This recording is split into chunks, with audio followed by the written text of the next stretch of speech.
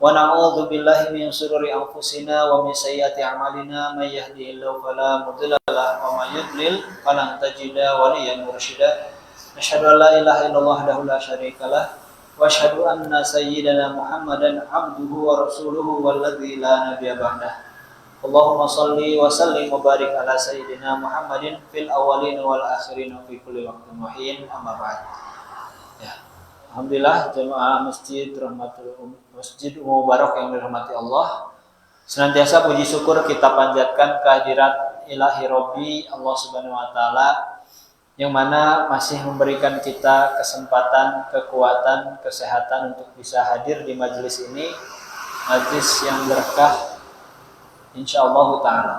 Ya, karena Rasulullah SAW berfirman ya, bahwasanya majelis ilmu merupakan majelis yang dinaungi oleh malaikat, ya, yang dimana orang yang berniat mencari ilmu, setiap langkahnya menuju tempat majelis ilmu ada maghfirah, ada ampunan yang didoakan oleh para malaikat.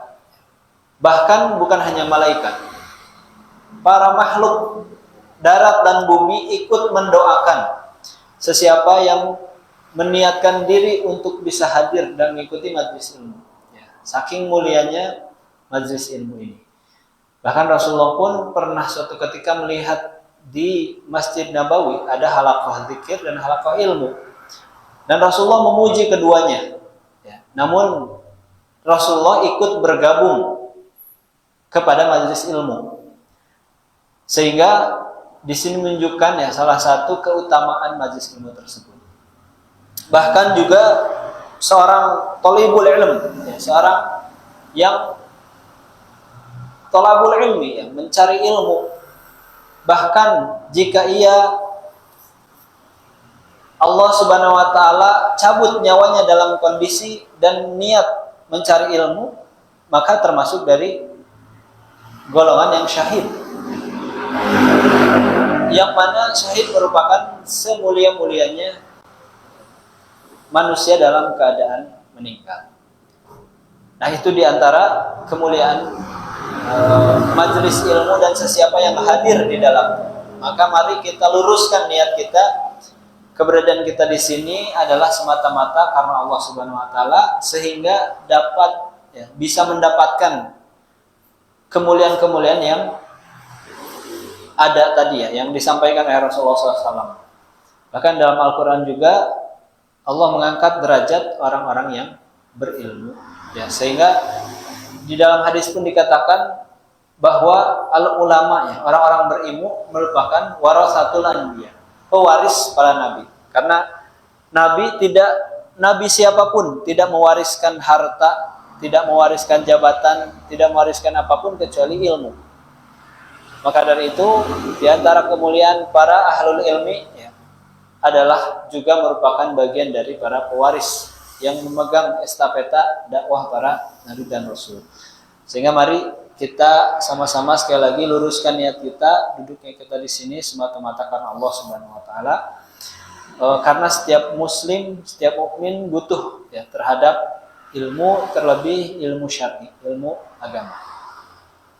Tak lupa juga salawat serta salam semoga kiranya tetap tercurah terlimpah ruah kepada junjungan kita semua, itu baginda Nabi Muhammad sallallahu alaihi wasallam, yang mana kehidupannya merupakan suri teladan bagi kita.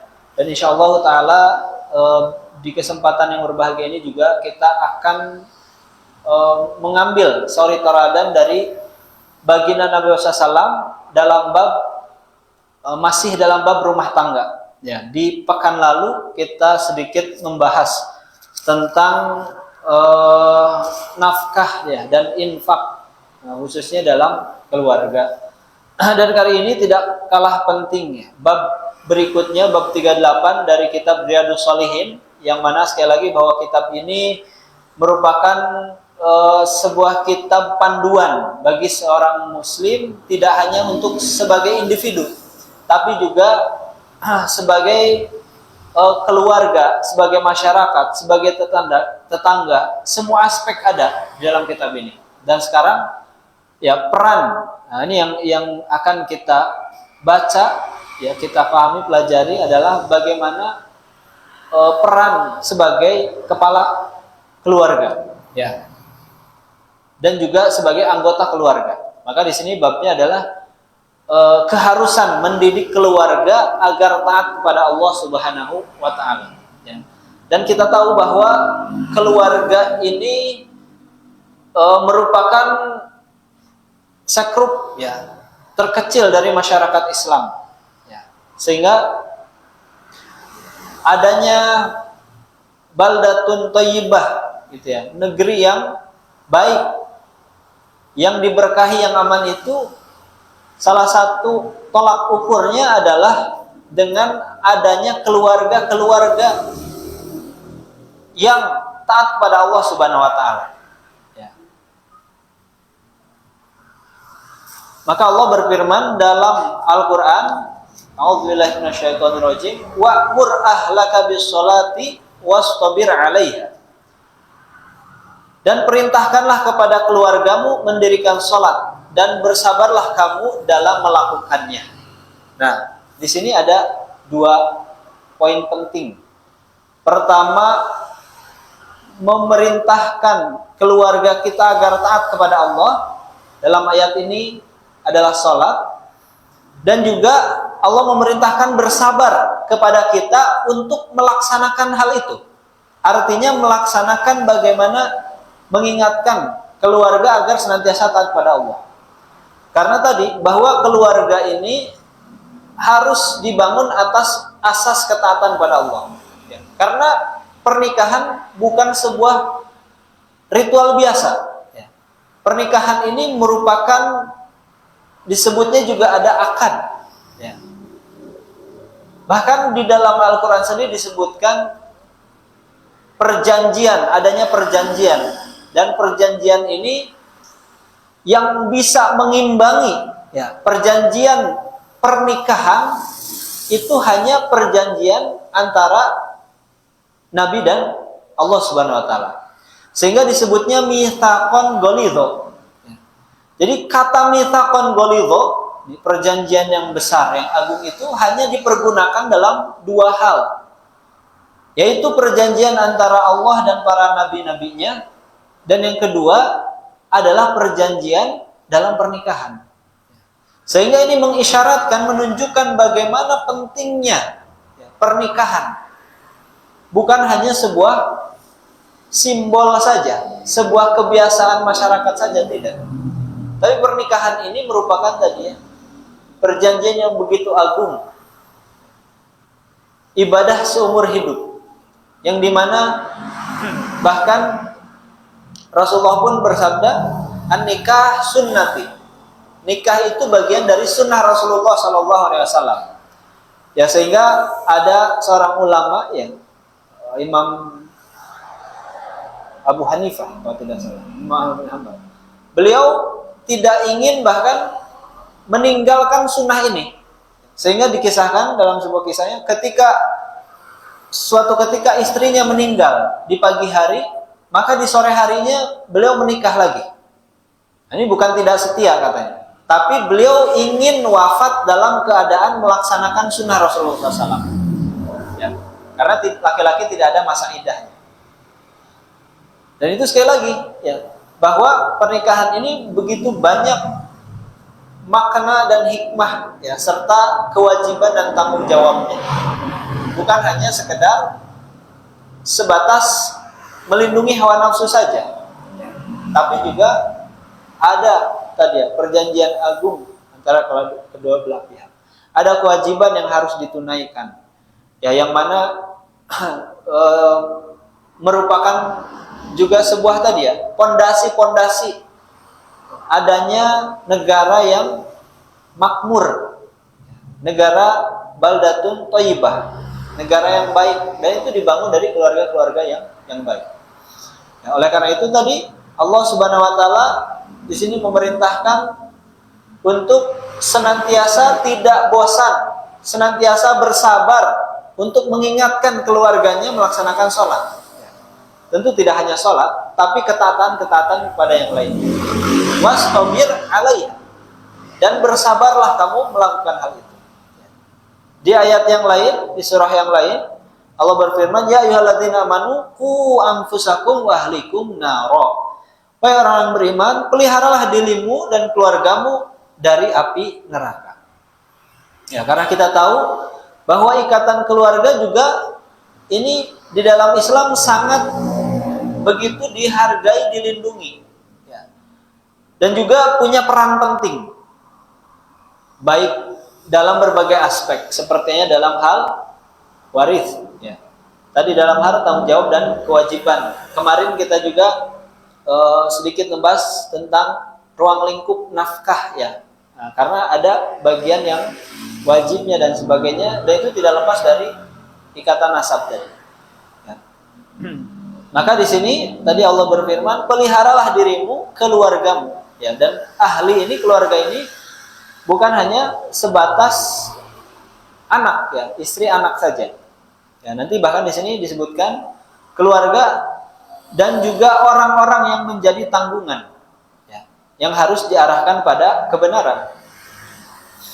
Nah, karena keluarga juga bisa menjadi asbab ya, asbab selamat atau celakanya, baik itu dari sisi tanggung jawab ataupun memberi syafaatnya ya, seperti kita tahu dalam hadis-hadis Rasulullah SAW ya, bahwa jika orang tua dikaruniai 3 anak perempuan lalu dia bersabar dalam mendidiknya sehingga menjadi anak-anak yang solehah, maka baginya surga.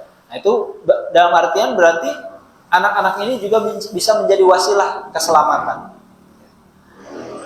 Tapi di ayat yang lain juga dikatakan bahwa ikatan nasab ini ya tidak lagi bisa saling menguntungkan jika itu dalam hal keburukan tadi ya.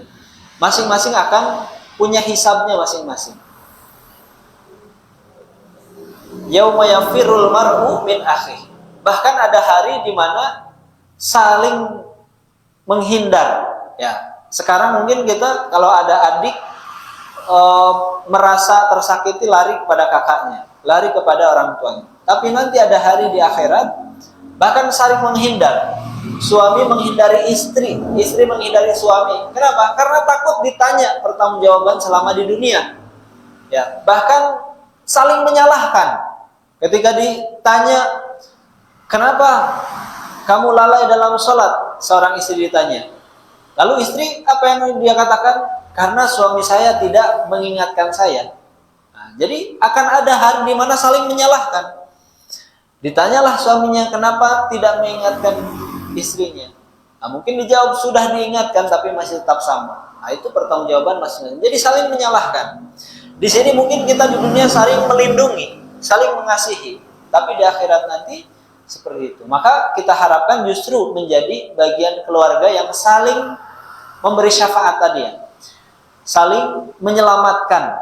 Ya, dalam beberapa hadis tadi justru paling besar kesempatan orang tua mendapatkan syafaat adalah dari anak-anaknya. Ya. Kita tahu bahkan diantaranya adalah para anak-anak yang soleh, ya, para penghafal Quran, para anak-anak yang alim, gitu ya. Itu bisa menyelamatkan keluarganya. Maka orang tua yang cerdas adalah orang tua yang berinvestasi surga dengan anaknya. Ya. Bukan berinvestasi dunia saja. Karena dunia itu mengikuti. Ya. Justru yang terpenting adalah bagaimana kita berinvestasi akhirat.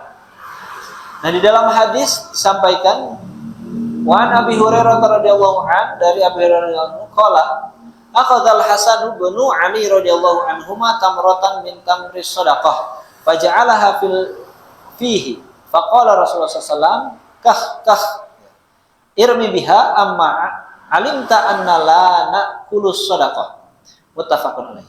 Nah, dikisahkan dari Abu Hurairah. Jadi Abu Hurairah pernah melihat bahwa cucu baginda Nabi, ya, cucu beliau yaitu Sayyidina Hasan. Dan kita tahu umur Sayyidina Hasan ini masih sangat muda, ya, masih kecil ketika Rasulullah hidup. Sayyidina Hasan ini pernah mengambil sebuah kurma. Lalu ketika akan memasukkan ke dalam mulutnya, maka Rasulullah dengan tegas mengingatkannya. Kah. Nah, ya. Jadi kata kah ini diucapkan oleh orang-orang Arab untuk menunjukkan atau mengingatkan seseorang supaya meninggalkan keburukan, gitu ya. Nah, kenapa makan tamar itu tadi dianggap sesuatu yang buruk? Karena kata Rasulullah di lanjutan hadisnya tadi, wahai Hasan, apakah kamu tidak tahu? Sekali lagi, ini Hasan masih umur sangat kecil, masih kecil, ya, mungkin di bawah 7 tahunan. Apakah kamu tahu bahwa keluarga, ya, bahwasanya Bani Hashim, ya, keluarga Rasulullah itu tidak memakan sedekah. Jadi tidak boleh. Ya Rasulullah, saya ini bersedekah, maka Rasulullah tidak boleh memakannya. Rasulullah ataupun Bani Hashim hanya memakan hadiah. Kalau yang bersedekah maka itu untuk disalurkan kepada sahabat yang lain. Ya.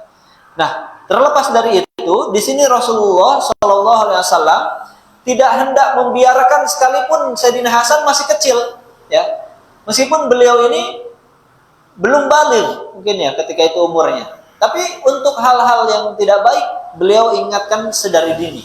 Tidak menormalisasi, tidak membenarkan keburukan sedikit apapun kepada anak-anak. Ya. Apalagi kalau sudah mumayyiz. Sudah mumayyiz itu sudah paham dengan apa yang kita katakan. Ya, mungkin ada yang umur 3, 4, 5 tahun, ada yang sudah mumayyiz, banyak. Ya. Tapi 2 tahun, sebagian sudah ada, kebanyakannya belum. Mungkin ya di bawah 2 tahun. Jadi artinya ketika sudah diberikan, bisa memahami itu boleh, itu tidak boleh, maka saat itu juga kita harus sudah memahamkan kepada anak-anak kita sebagaimana baginda Nabi mengingatkan cucunya. Nah, ini cucunya. Dan Rasulullah ketika itu umurnya sudah menginjak 60-an, ya, hampir 60 atau memang sudah 60-an. Ya. Mengingatkan bahwa memang keluarga Rasulullah tidak boleh memakan sedekah. Dan tidak boleh memakan zakat. Nah, ini keluarga Nabi, ya.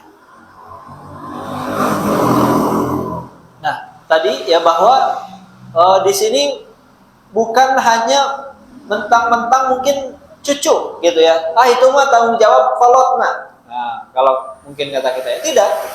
Ya. Termasuk keluarga adalah siapapun yang menjadi tanggungan kita. Sekalipun kita tadi sebagai kakek, ya, contohnya, maka kita juga tetap punya tanggung jawab terhadap cucu kita. Ya. Mungkin bisa langsung diingatkan jika memang memungkinkan, atau bisa lewat kedua orang tuanya jika itu dirasa lebih baik. Ya. Nah, tapi dalam kasus ini Rasulullah langsung mengingatkan karena memang sedang ada di situ. Ya, Sayyidina Hasan. Nah, dan ini juga salah satu kehususan, ya, kehususan keluarga baginda Nabi adalah tidak boleh memakan sedekah dan juga zakat, ya. Tapi kehususan yang lain, keluarga Nabi itu boleh menerima ghanimah. Nah, kalau dulu ada perang, kalau perang itu biasanya pihak yang menang boleh mengambil harta yang ditinggal oleh pihak yang kalah. Nah, itu Rasulullah punya berhak jatah khusus gitu ya, sebesar 4%. Adapun sedekah, zakat, maka itu tidak boleh dikonsumsi sedikit pun oleh keluarga baginda Nabi. Ya. Karena ini kekhususan Nabi dan keluarganya. Di hadis berikutnya Rasulullah SAW ya bersabda, "Wan Abi Hafsin Umar ibn Abi Salamah Abdullah ibn Abdul Asad Rabib." Rasulullah SAW qala kuntu ghulaman fi hajri Rasulullah SAW wa kanat yadi tatishu fil sahfati faqala li Rasulullah SAW, "Ya ghulam, samyallahu ta'ala wa kul biyaminik wa kul mimma yalik famazilta tilka ti'mati ba'd." Muttafaqun. Nah, ini luar biasa bagaimana Rasulullah sangat perhatian terhadap hal sekecil apapun. Karena memang dalam pendidikan itu tidak ada kata yang terlalu kecil, ya. Ah, kene masih kecil, kene dah itu mah hal sepele, tidak. Ya. Di sini Rasulullah SAW ya menyampaikan bahwa ada yang meriwayatkan adalah Umar bin Abu Salamah. Ya. Ini atau namanya Abdullah bin Abdul Asad. Jadi termasuk dari anak tiri Rasulullah SAW. Ya, Rasulullah itu menikah selain dengan Sayyidatuna Khadijah. Setelah Sayyidatuna Khadijah wafat, beliau menikah dengan Sayyidatuna Aisyah lalu beliau diperintahkan oleh Allah untuk menikahi beberapa perempuan yang diantaranya adalah suaminya meninggal setelah perang, ya. Dan diantaranya dari beberapa istrinya itu adalah yang sudah sepuh, ya, yang sudah tua, sehingga diantaranya juga memiliki anak, ya. Dan diantara anak tiri beliau adalah namanya Abdullah bin Abdul Asad, ya, atau Umar bin Abi Salam. Abdullah bin Abi Asad tadi.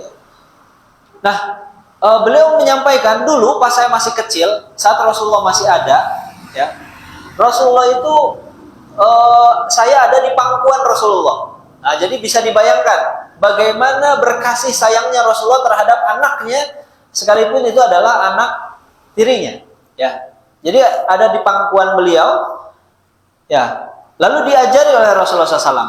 Nah, periwayat tadi ya menyampaikan, aku masih kecil, lalu aku berada di pangkuan Rasulullah SAW, sedangkan tanganku menyusuri nampan. Nah, ini anak-anak biasa kalau ada makanan pengen ngambil makan.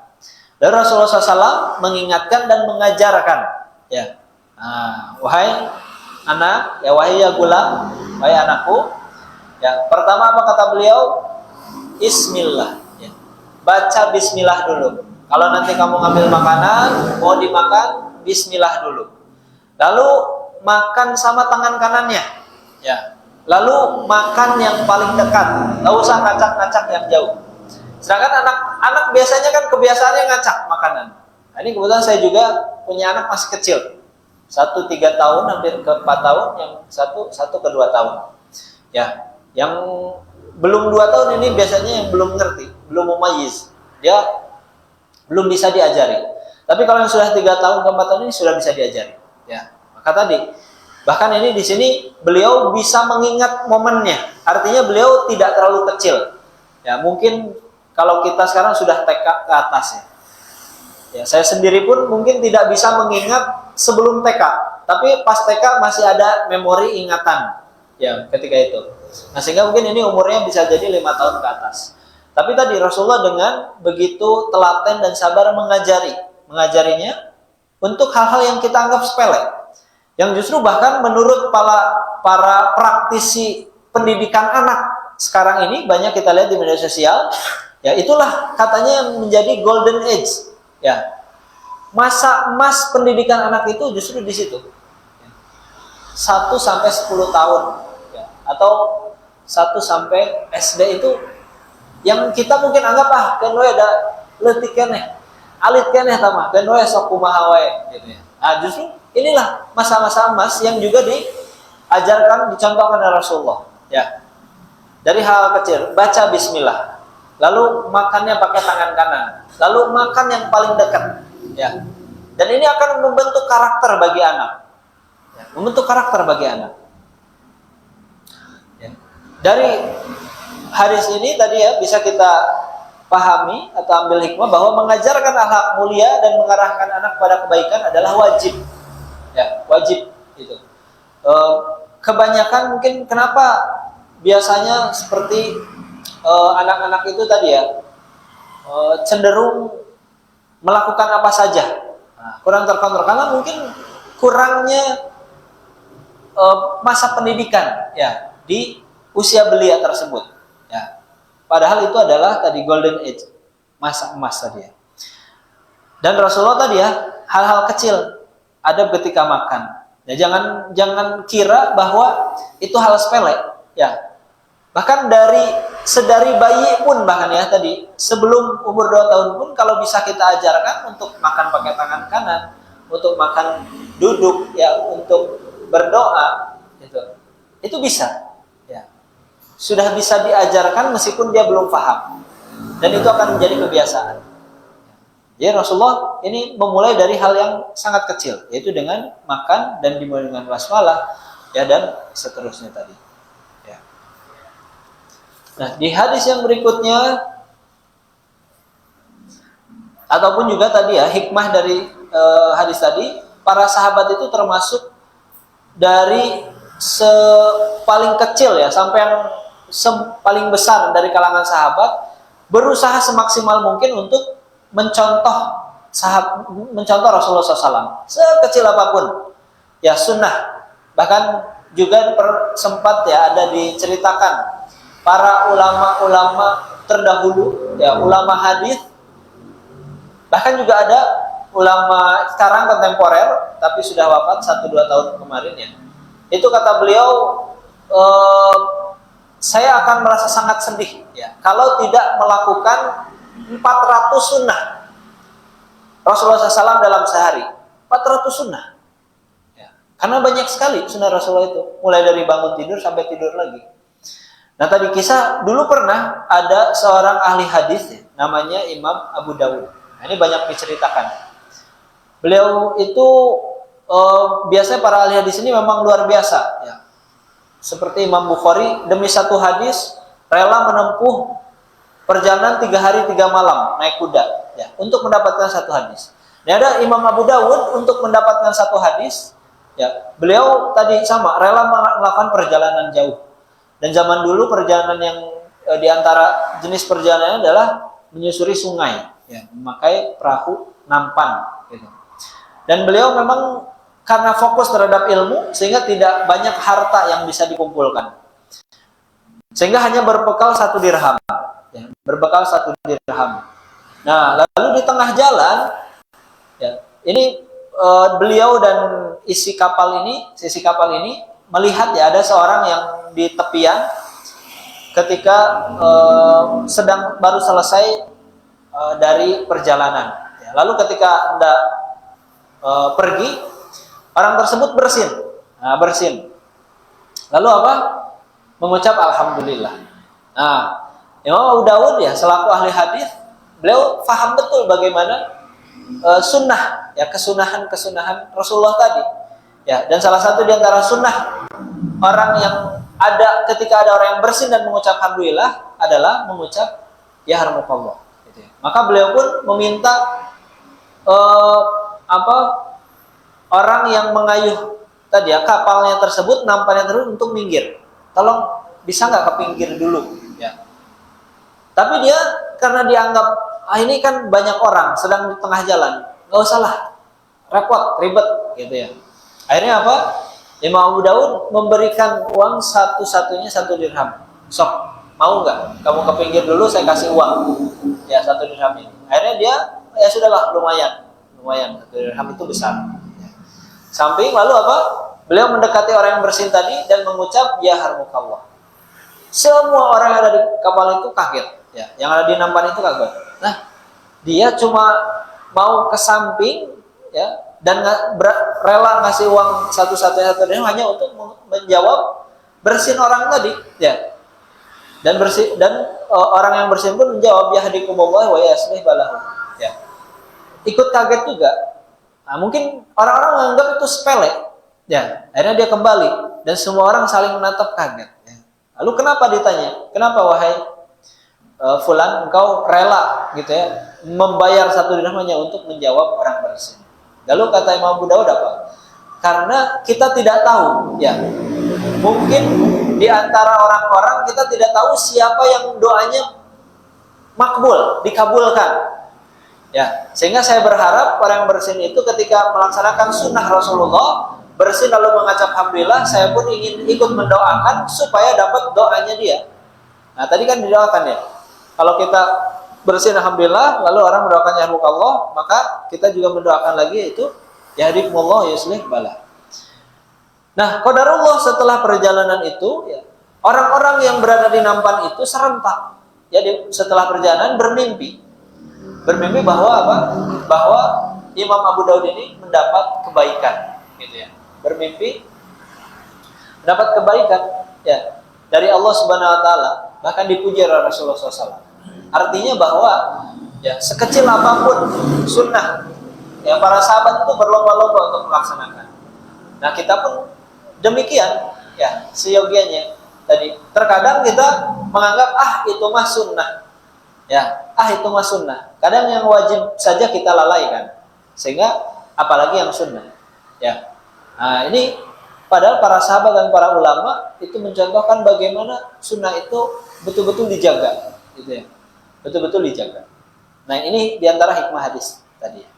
Lalu di hadis berikutnya Nabi Umar radhiyallahu anhu qala kami Rasulullah sallallahu alaihi wasallam kullukum ra'in wa kullukum mas'ulun an ra'iyatihi al-imamu ra'in wa mas'ulun an ra'iyatihi wa rajulun ra'in fi ahlihi wa mas'ulun an ra'iyatihi wa mar'atu ra'iyatun fi baiti zawjiha wa mas'ulatun an ra'iyatiha wa laqad ra'in fi mali sayyidihi wa mas'ulun an ra'iyatihi wa kullukum ra'in wa mas'ulun an ra'iyatihi. Nah, ini hadis sudah kita tahu dan hafal semua ya, yaitu setiap orang adalah pemimpin ya, dan punya tanggung jawab atas apa yang dipimpinnya. Ya, termasuk di sini adalah tadi ada beberapa yang terkategori dalam ruang lingkup keluarga, yaitu laki-laki yang keluarga dalam rumahnya. Ya. Dan sekali lagi bukan hanya sebatas istri dan anak. Jadi kalau ada di rumahnya tersebut khidmah, orang khadim, ya, ada pelayan, ada asisten rumah tangga, itu juga termasuk dari yang dia harus bertanggung jawab atas asisten rumah tangganya, atas khadimnya. Dipastikan sholat tidak, dipastikan taat pada Allah tidak.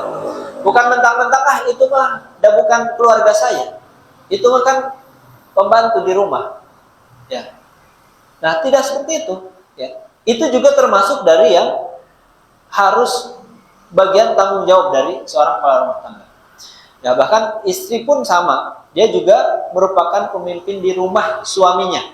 Sehingga ketika tidak ada suaminya, istrinya lah yang memastikan bahwa seisi anggota rumah tersebut taat pada Allah. Ya, tadi sekalipun kalau kita punya katakanlah tukang kebun, ya, ataupun satpam penjaga, maka harus dipastikan ya menjadi tanggung jawab kepala rumah tangga, ya, bahwa tukang kebunnya taat pada Allah dan satpam juga taat pada Allah Subhanahu wa taala. Ya. Nah, ya ini sudah masyhur dan mafhum ya. Hadis ini menunjukkan bahwa dalam Islam setiap individu punya tanggung jawab masing-masing yang nanti akan diminta pertanggungjawabannya di akhirat kelak.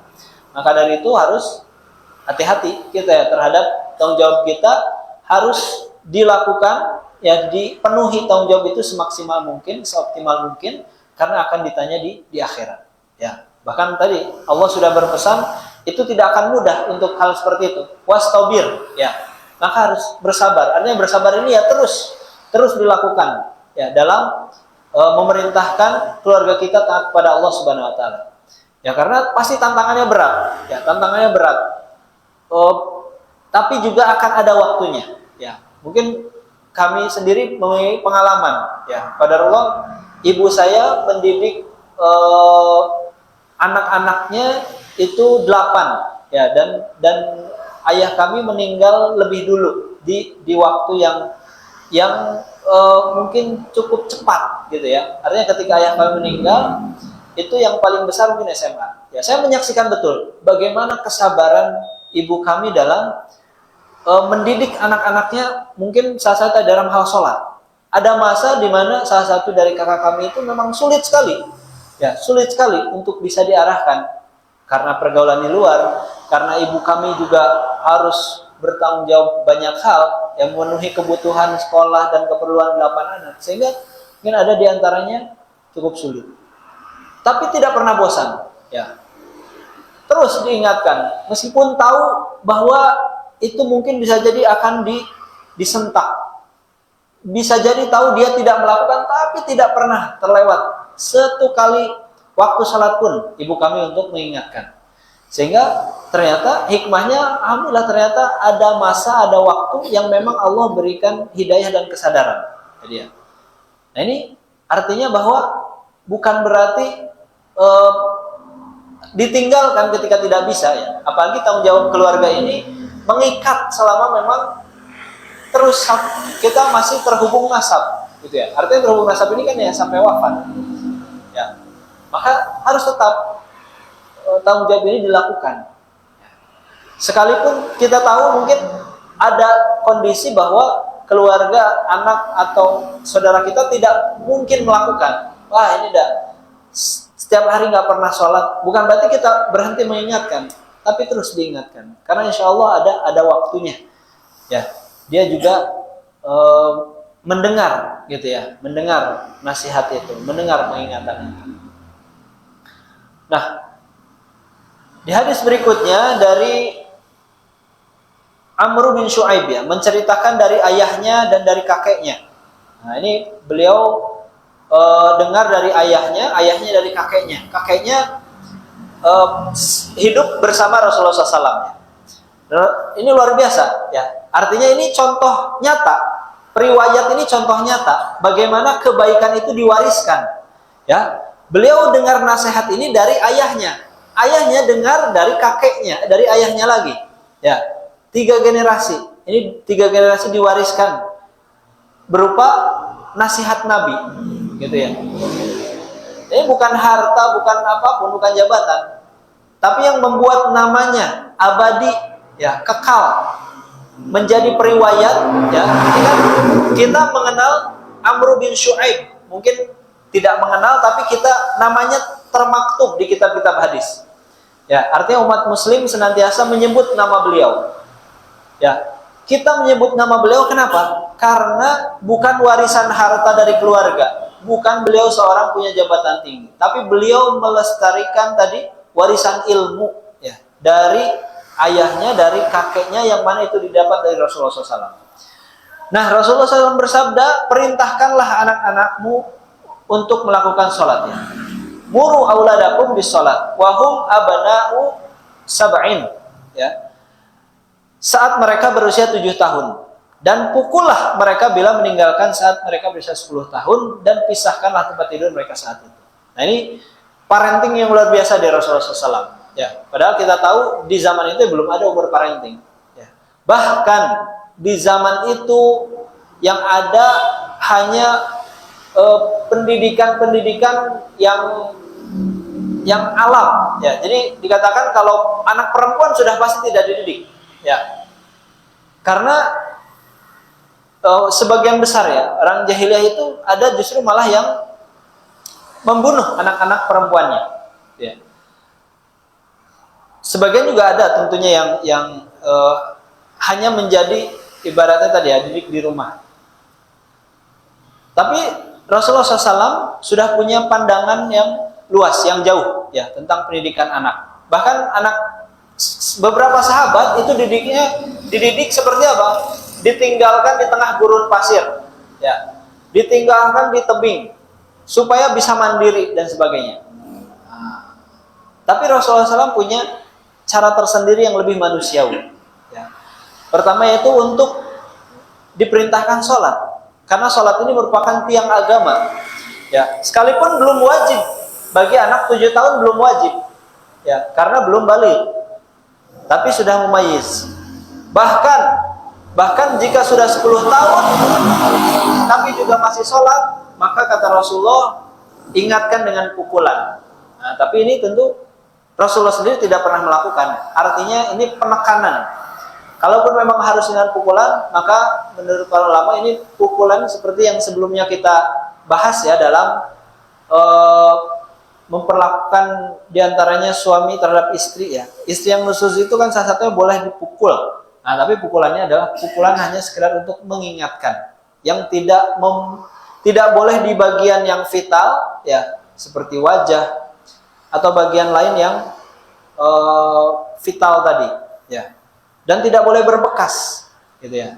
Ya, artinya pukulan yang hanya sebatas bahwa menegaskan itu tidak boleh. Ya, atau itu harus dilaksanakan. Ya. Sehingga di sini Rasulullah menyampaikan seperti itu. Dan ini yang penting.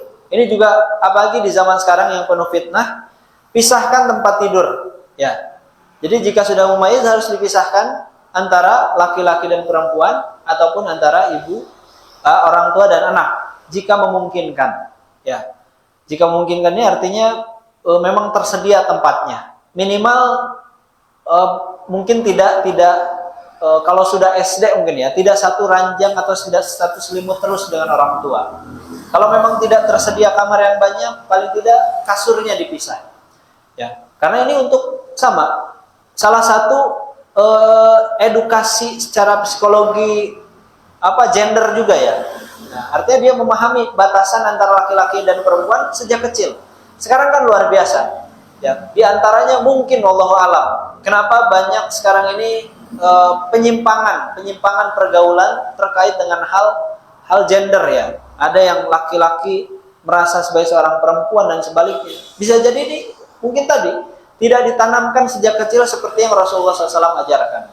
Jadi Rasulullah bukan hanya terkait masalah tempat tidurnya saja, tapi lebih penting dari itu, yaitu tentang memahami batasan antara laki-laki dan perempuan dan batasan anak dan orang tua. Karena orang tua harus tetap punya privasi ya bagi anak. Nah, maka tidak semua diperlihatkan ya. Nah, ini itu yang Rasulullah ajarkan ya. Jadi tidak hanya sekedar sebatas masalah tempat. Nah, tapi ini masalah psikologi anak gitu ya. Khususnya memahami tentang masalah gender. Jadi dia sejak kecil sudah bisa memahami tentang batasan antara laki-laki dan perempuan. Sedangkan sekarang ini kan luar biasa. Ya, begitu bebasnya laki-laki, perempuan, anak-anak di sana yang bergaul, ya, saling bersentuhan dan sebagainya, berikhtilat, naudzubillah min dzalik. Mudah-mudahan ya anak-anak kita termasuk dari yang Allah jaga ya pergaulannya sehingga tidak terjerumus pada hal-hal yang buruk. Ya. Nah, ada 2 menit lagi. Mungkin satu hadis lagi. Ya, memang ini satu hadis terakhir di bab ini. Yaitu Rasulullah SAW bersabda dari Abu Thurayyah Sabrah bin Ma'bad al-Juhani radhiyallahu an. Rasulullah bersabda, ajarilah anak-anak kalian melakukan sholat saat mereka berusia 7 tahun. Hampir sama tadi ya. Dan pukullah bila mereka meninggalkannya saat mereka berusia 10 tahun. Ini menguatkan ya. Jadi Rasulullah itu tidak hanya menyampaikan kepada satu orang, tapi mengingatkan kepada yang lainnya. Nah, ini artinya bahwa Rasulullah ingin memahamkan semua sahabat tentang urgensi sholat, tentang urgensi mengajarkan kebaikan kepada anak sejak kecil, ya, kepada urgensi menanamkan taat kepada Allah sedini mungkin. Ya. Maka kenapa salah satunya sebetulnya yang ditekankan untuk bahkan sebagian itu mewajibkan ya. Salat di masjid itu sebetulnya salat wajib saja. Sedangkan sunnah itu lebih sunnahnya sebetulnya di rumah. Ya, lebih sunnahnya di rumah jika memungkinkan. Qobliyah, ba'diyah, tahajud, duha, sebaiknya kalau memang bisa dilakukan itu sebaiknya di rumah. Untuk apa? Untuk mencontohkan kepada anak-anak. Ya. Tapi memang terkadang kondisi jika kita daripada meninggalkan ya, terkadang kalau sudah di rumah, aduh, sudah anak-anak pengen diais gitu ya. Istri ingin diajak ngobrol dan sebagainya. Ya daripada ditinggalkan ya mungkin kita banyak melakukannya di masjid. Tapi jika memang memungkinkan untuk bisa dilakukan dengan niat kita mendidik anak-anak kita, maka akan lebih baik jika dilakukan di rumah. Ya, karena pelajaran terbaik, pengajaran terbaik itu ada dengan contoh. Ya. Nah, sehingga tadi jika sholat sunnah itu biar anak-anak melihat. Ya, kami pun merasakan begitu anak-anak itu mudah sekali mengikuti. Ya, apalagi yang umur-umur ini anak-anak saya umur 2-3 tahun ini sangat pintar mengikuti. Maka kita hati-hati sekali. Ya, termasuk urusan sholat. Ya, tadi dia melihat, mendengar apa yang dibaca, yang dilihat dan sebagainya. Nah, sehingga itu menjadi pendidikan penting ya bagi anak-anak kita. Oleh karena itu jangan sampai ini dilalaikan oleh kita selaku kepala rumah tangga ataupun juga kepada ibu-ibu ya selaku yang menjadi madrasatul ula, yang menjadi madrasah sekolah pertama, karena mungkin ayahnya itu terbatas berada di rumah ya karena harus cari nafkah, maka ibulah yang harus berperan memberi contoh tadi ya, memberi contoh, mengingatkan, mengajak gitu. Nah, ibaratnya ayah ini kepala sekolah ya, ibu ini gurunya gitu. Maka dari itu harus bisa saling berkolaborasi untuk mendidik anak khususnya tentang ketaatan kepada Allah sedini mungkin. Jadi bukan saling melempar. Nah, kenapa ini anak belum bisa ngaji? Ada ayah tidak ngajarin. Nah, kan kebanyakan sama ibu. Kan ayah punya tanggung jawab gitu. Jadi tidak saling melempar, tapi saling berkolaborasi. Ya, ayah tetap harus punya peran dan punya waktu untuk bisa bagaimana mendidik anak secara langsung. Dan ibu juga tadi ya harus bisa betul menghandle gitu ya Tanggung jawab ayah ketika tidak ada di rumah. Itu mungkin Allah sedikit dari apa yang bisa kita bahas, dipelajari dan kaji ya di malam hari ini. Dan insya Allah, nah ini mulai melebar. Ya, jadi ini luar biasa Imam Nawawi dalam merangkai ya kitab ini di bab-bab awal itu khusus mentarbiyah akhlak kita secara individu, lalu keluarga. Nah sekarang nanti di bab berikutnya bulan depan insya Allah itu tentang hak tetangga. Ya, nah ini bagaimana kita bermuamalah dengan tetangga. Ini bukan kewajiban kepada tetangga dulu, yang dibahas adalah hak tetangga. Supaya apa? Supaya kita bisa menempatkan diri bagaimana tetangga itu harus diperlakukan. Bukan menuntut, ya, bukan kita harus menuntut, wah kan kamu tetangga harus seperti ini, seperti tidak. Tapi kita lebih dulu, ya. Nah, ini luar biasa, ya.